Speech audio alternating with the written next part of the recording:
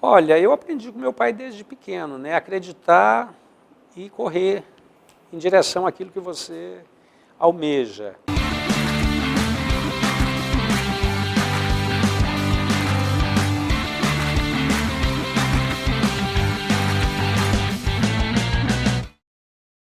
Ele foi bicampeão estadual pelo Botafogo, quebrando um jejum de 21 anos do time. Depois disso, migrou para o exterior, atuando por 10 anos no futebol japonês. Eu estou ao lado de Carlos Alberto Santos. Carlos Alberto Santos, que prazer ter você aqui hoje. Prazer é todo meu, Letícia. É uma honra estar com você. Carlos Alberto, você teve um importante papel na história do Botafogo na quebra do jejum dos 21 anos. Mas antes disso, você teve toda uma trajetória que te levou ao Botafogo. Compartilha com a gente como foi essa sua história de vida profissional. Vou aproveitar a oportunidade para revelar algo que os botafoguenses não sabem. Alguns, porque eu já passei. Depois que parei de jogar, eu já revelei mais a minha história de botafoguense. Aos 9 anos de idade, eu já era botafoguense. Me tornei em 70. A seleção brasileira se tornou tricampeã mundial e naquela oportunidade o Jairzinho foi o artilheiro da Copa. Então me espelhei muito no Jair. Furacão da Copa de 70. E o fato dele ser botafoguense, então um outro amigo da minha cidade, botafoguense, me seduziu a ser Botafogo. E com o desempenho do Jairzinho, então aí fechou. Me tornei botafoguense. Então eu vim para o Botafogo até mesmo por decisão própria, porque eu tinha já um compromisso com o Palmeiras. O clube do qual eu estava no momento, que é o Novo Horizontino lá de São Paulo, tinha feito um compromisso de me vender para o Palmeiras. Então já tinha uma conversa. O presidente do Novo Horizontino é palmeirense, era conselheiro do Palmeiras. E ele já tinha feito a conexão com o Palmeiras para que eu fosse jogar no Palmeiras. Naquela mesma semana que o Emil Pinheiro entrou em contato comigo, eu já tinha uma viagem marcada para São Paulo.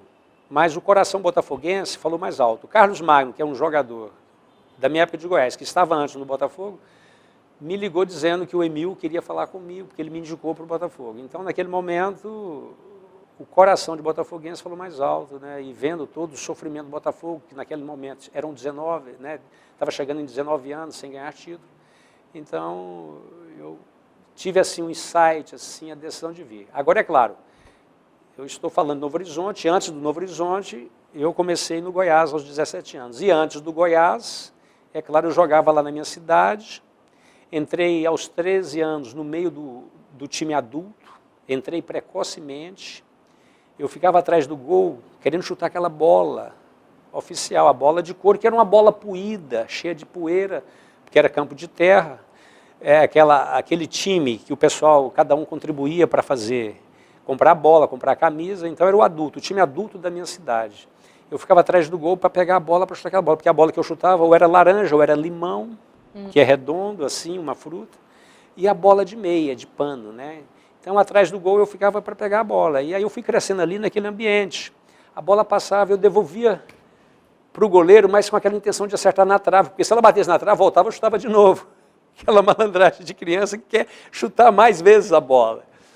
E nesse ambiente, um belo dia porque o pessoal esperava, né, completar o titular e o aspirante para começar o treino. Aí de repente tinha um que estava na padaria ainda trabalhando, o outro estava trabalhando de servente, ajudante de pedreiro, o outro que estava lá na fazenda trabalhando, não chegava para treinar, estava esperando formar os 11. Nessa aí faltava um. Deixa eu entrar, o pessoal, moleque, se toca, ô pirralho.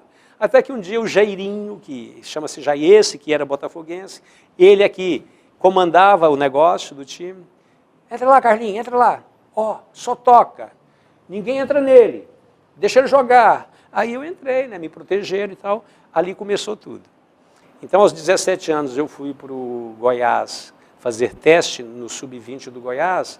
E essa experiência no amador, já precocemente, me deu uma bagagem para chegar e entrar num time do Goiás que era muito bom. E esse time do Goiás, quando eu cheguei, eles jogavam juntos já há uns 4 anos juntos. Então era muito difícil entrar naquele time. Mas essa vivência no meio do adulto me credenciou para ser aprovado. E depois ali, se eu for contar todo o histórico, Letícia, como eu tive oportunidade já precocemente também no profissional, eu confesso a você que é tudo a mão de Deus, que vai de encontro a qualquer pessoa que esteja me assistindo, entender que primeira coisa para você conseguir o objetivo é você acreditar em você mesmo e agarrar na mão do Deus que existe dentro de você. Porque cada um tem, né? Tem a sua maneira de relacionar com Deus. É fundamental isso. Então, desde criança, minha mãe ensinou isso. Nunca se esqueça de Deus. É Deus que te trouxe aqui. É Deus que trouxe você ao mundo através de mim. Minha mãe falava isso. Eu sou sua mãe aqui. Minha mãe era muito espiritualizada, apesar de ter pouco nível de escolaridade. O meu pai também, que era praticamente semi-analfabeto. O meu pai tinha idade de ser meu avô. Ele era 20 anos mais velho que a minha mãe e 42 anos mais velho que eu. Mas é uma pessoa de 1919, estaria fazendo 100 anos agora, ano passado. Então, mas ele, apesar da pouca escolaridade, e também a minha mãe, 2 baianos que saíram da Bahia, foi parar lá em Goiás, onde eu nasci, em Vianópolis. Eu até aproveito para falar da minha cidade, que, né, tem que puxar a sardinha. Então, assim, de verdade, se você tem Deus, né, tem uma boa orientação e acredita e persegue, eu sou exemplo disso. Então, basicamente, é preciso ter isso. E acreditar e buscar cada dia melhorar, sempre acreditando na sua capacidade, né? E seguindo o caminho reto, o caminho da justiça, né? Não ir pelo caminho errado, porque tem muitos jovens, de repente, na ansiedade de querer o sucesso, acham que aquele caminho errado vai ser mais rápido e acaba se dando mal. A gente pode dizer, então, que a sua carreira foi pautada no coração e na fé? Coração, fé e suor. Muito suor Muito também, suor, né? Porque sem suor também as coisas não acontecem. Não se chega a lugar né? nenhum, né? É verdade. Agora, participar desse momento do seu time de coração, a quebra de um jejum de 21 anos, como é essa sensação? Tem alguma palavra que possa classificar essa sensação? Única.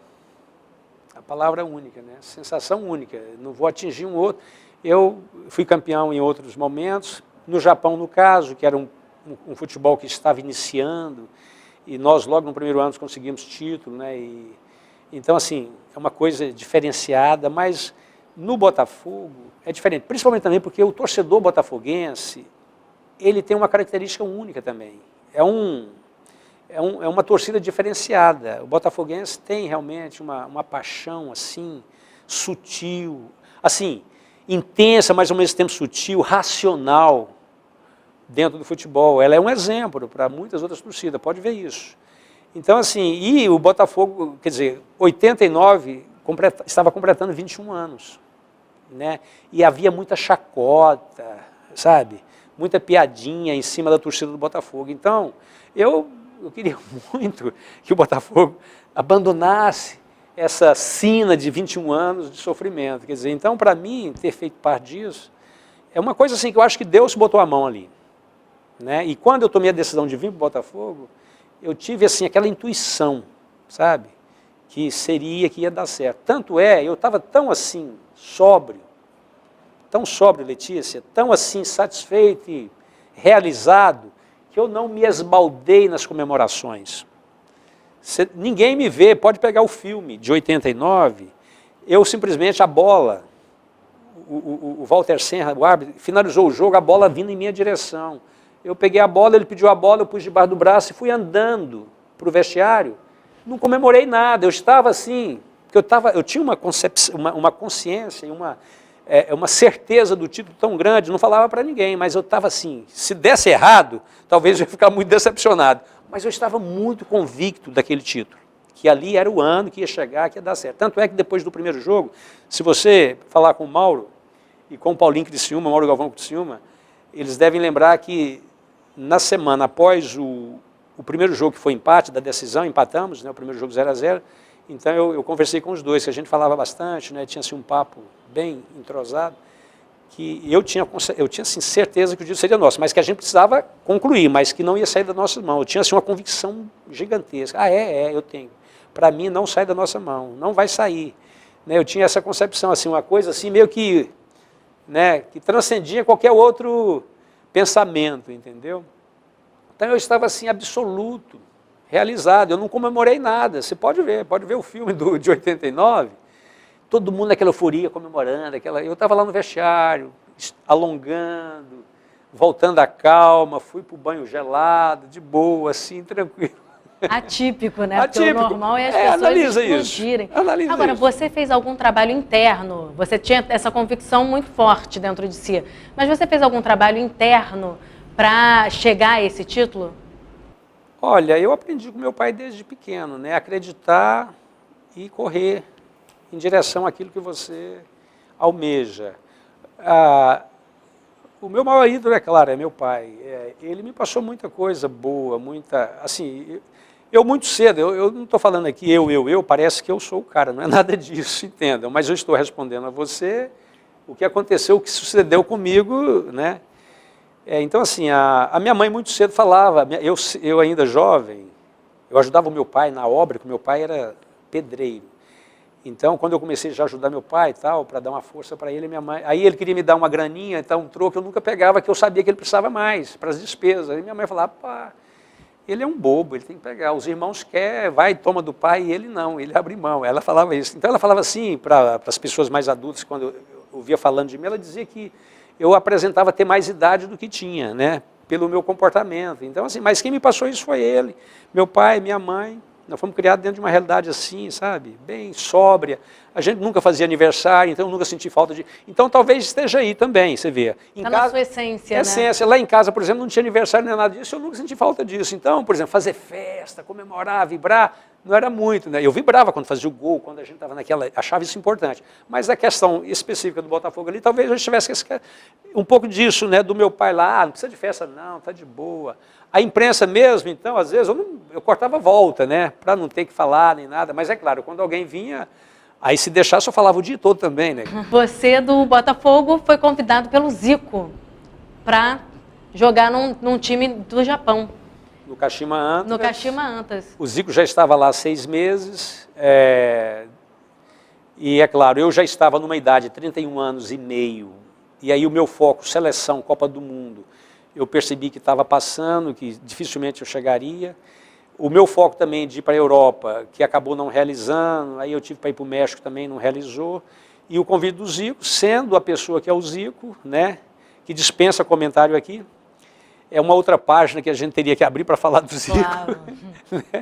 Enfim, realmente foi um privilégio, né, receber o convite dele, e aí ele me mostrou, assim, como seria o projeto do futebol, quer dizer, o futebol no Japão seria, e o Japão com toda a estrutura de ser um país que tem uma cultura que dispensa comentário também. Então eu vi ali a oportunidade de, sabe, fazer um trabalho diferenciado num outro país. É claro que era tudo novidade, mas eu fico com a expectativa já, imaginei comigo, pelo que eu sabia, pelo que eu me conhecia, eu pensei, o contrato inicial seria de 3 anos, mas mesmo assim eu estabeleci que no mínimo 5 eu ficaria por lá. Eu tinha certeza que eu ia estar jogando em alto nível, né, com mais 5 anos no Japão, só que culminou que eu ainda joguei mais 10 anos na primeira divisão lá e finalizei aos 43 anos jogando num projeto, um time menor, que jogava a segunda divisão estadual e que queria chegar à divisão nacional. Esse time hoje, ele joga a segunda divisão do Japão, chama-se Zaspa Kusatsu. Então eu joguei primeiramente no Kashima 3 anos, depois me transferi para o Shimizu Expulse, onde eu joguei 6 anos, depois o Vissel Kobe, eu joguei mais um ano, esse da primeira divisão. Aí no que eu parei de jogar na primeira, eu retomei a faculdade no Brasil, né? Me inscrevi para voltar à faculdade, finalizar a faculdade, surgiu o convite desse time que é o Zaspa Kusatsu, era um projeto, repito, segunda divisão estadual que queria entrar na terceira divisão nacional. Então nesse time, eu era jogador, eu era auxiliar técnico, eu era o advisor, ou seja, o palpiteiro, né? Muita responsabilidade. Então a última palavra no vestiário eu tinha que dar. Antes de entrar para o campo e tudo mais. Então, assim, foi uma coisa prazerosíssima também, porque deu certo aquele projeto, o time foi para onde queria ir, mas questão de família, um monte de situação, eu fiquei nesse time só 1 ano. E o projeto deles continua até hoje, está lá. Do Japão, então, você acabou tendo a oportunidade de se preparar para ser técnico? Sim, já lá de verdade, o primeiro trabalho meu na área técnica foi na base do tranco. Essa é a palavra. no Kashima, porque o primeiro trabalho do Zico também, como treinador no time profissional, foi no Kashima também assim, deu no tranco. Nós estávamos no treinamento, o time, no primeiro ano, o time não estava tendo os resultados no campo, já estávamos na 4ª ou 5ª rodada do campeonato e o time estava indo bem, o desenrolar do jogo estava acontecendo, o atacante chegava assim, tremia, chutava para fora. Aí daqui a pouco o defensor estava defendendo, tinha aquela falha assim absurda, tomava o gol. Então não estava rolando. E o trabalho também não mudava, né? Algumas limitações, né, que o comando técnico tinha, né? E aí, no treinamento, do nada, o Zico, ele ficou nervoso, ficou grilado, chamou o intérprete Suzuki, para o treino, manda parar, pede licença para o Miyamoto, o treinador japonês, né? Para o treino, parou. Ela falou, não, avisa ele aí, se ele não se incomodar aí, eu vou fazer um trabalho de finalização aqui com os atacantes, meio campista. Carlos Alberto, pega lá o defensor, os volantes, os laterais, faz um trabalho defensivo lá com eles. Ali eu comecei o meu trabalho de área técnica, e o Zico começou de treinador. Enfim, a partir daquele dia o time mudou. Ele até me pegou de surpresa, eu inventei lá uns treinamentos malucos, enfim. Depois eu aperfeiçoei, porque aí, daquele dia em diante, a gente continuou fazendo isso até acabar o campeonato. Aí no ano seguinte mudou a comissão, aí foi o Edu, aí já levou uma qualidade fantástica, né, não que os japoneses não tivessem a capacidade deles, a competência, mas ali, é claro, né, os brasileiros tinham um conhecimento melhor, tinha mais. Mas ali foi o meu primeiro trabalho nessa área. Quando eu fui, então, assim, nos times que eu joguei no Japão, depois lá no Shimizu Expulso, que eu fiquei 6 anos, lá também, esse primeiro treinador, que era do Kashima, ele foi para esse time e me conheceu durante 3 anos. Então, ele me convidou depois para ir para o time dele, o Miyamoto, o nome dele, né? E aí eu fui para o Shimizu, que ele estava lá de treinador, e lá então ele me dava muita liberdade. Já no Shimizu, no Kashima também, tinha muita liberdade para falar, nas palestras, na preleção, porque eles pediam que a gente fizesse isso. O Zico tinha a palavra, mas o Zico também me dava uma brecha. E aí? Me chama de Matuto. E aí, Matuto, quer falar alguma coisa? Tem alguma coisa para dizer? Então, assim, tinha essa liberdade de estar participando e tal. E lá no Shimizu eu já tive essa atuação muito mais intensa também, né? De participar do pensamento, do treinamento e tudo mais. E nesse outro, então, que eu finalizei, lá em Kobe da mesma forma. Porque os japoneses davam essa abertura, né? Acreditava, confiava na gente, mesmo jogando, que a gente pudesse contribuir nessa parte. E no último, então, que eu tinha a função de jogar, de pensar no treinamento, eu era auxiliar técnico também. E o advisor, então lá eu já fiz praticamente todo o trabalho semanal. Eu só não escalava o time, mas é claro, dava os pitacos, né? Então, assim, o Japão, de verdade, foi um presente que Deus me deu. Tudo na minha vida é presente. É sério. Eu só tenho que agradecer muito a Deus por estar aqui agora, então é um presente, né? O presente é meu. Carlos Alberto Santos, você é uma simpatia. É bondade, né? Muito obrigada pela entrevista. Foi um prazer. Prazer meu, querida. Contem sempre comigo.